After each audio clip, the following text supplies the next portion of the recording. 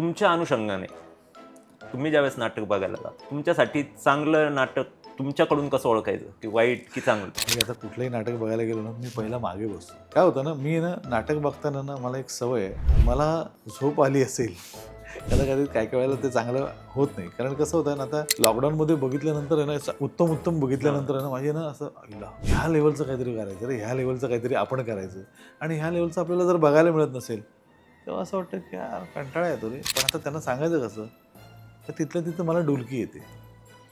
मग ते त्यांच्या समोर करण्यापेक्षा मागे कुठेतरी जाऊन झोपा, त्यांना उगाच आपल्यामुळे त्रास नाही.